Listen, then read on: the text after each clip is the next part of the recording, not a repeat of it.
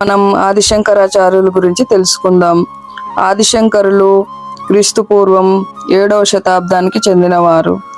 ఆధునిక విజ్ఞానం నేడు ఈ జగత్తును అద్వైతమైన చైతన్య శక్తిగా గుర్తిస్తూ ఉంది. కానీ 2000 ఏళ్ల క్రితం ఈ అద్వైత భావనను ప్రపంచానికి అందించిన వారు జగద్గురు ఆదిశంకరులు.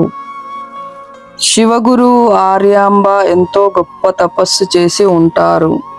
అందుకే ఈ పుణ్య దంపతులకు తెలివైన శంకరుడు జన్మించాడు. వీరి స్వస్థలం కేరళలోని కాలడి గ్రామం. ఈ కుర్రవాడు తన 6వ ఏటనే తన తొలి పుస్తకం రచించారు. శంకరాచార్యుల వారు భజగోవిందం, ఆత్మబోధ, దక్షిణామూర్తి స్తోత్రాలు, వివేక చూడామణి మొదలైనవి రచించారు.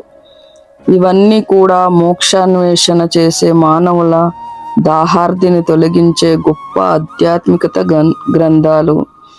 ఆదిశంకరులు దేశం నలు దిక్కుల్లో పూరి, శృంగేరి, బద్రీనాథ్, ద్వారక ఈ 4 శంకర మఠాలు స్థాపించి ఐందవ మతాన్ని పునరుద్ధరించారు. గౌతమ బుద్ధుడు క్రీస్తు పూర్వం 5వ శతాబ్దం. గౌతమ బుద్ధుడు ఒక రాజకుమారుడు.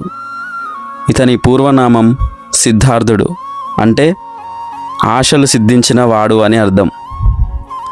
ప్రపంచంలోని బాధలకు కారణం తెలుసుకోవడానికి తన రాజప్రసాదం వదిలిపెట్టాడు సిద్ధార్థుడు.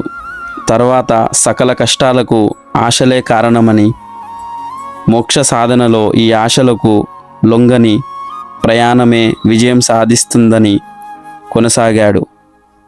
ఈ ఆలోచనే బుద్ధ భగవానుని బోధనలో ప్రముఖంగా ప్రసిద్ధిగాంచింది. కోరికల నుంచి విడుదలైన మనిషి మరు జన్మలో నిర్వాణం, ముక్తి లభిస్తుందని బుద్ధుడు ప్రవచించారు. మనిషి వాంఛించే నిర్వాణం పొందగలిగిన 8 సూత్రాలను కలిగినవి అష్టాంగ మార్గమని బుద్ధుడు మనకు ప్రసాదించారు.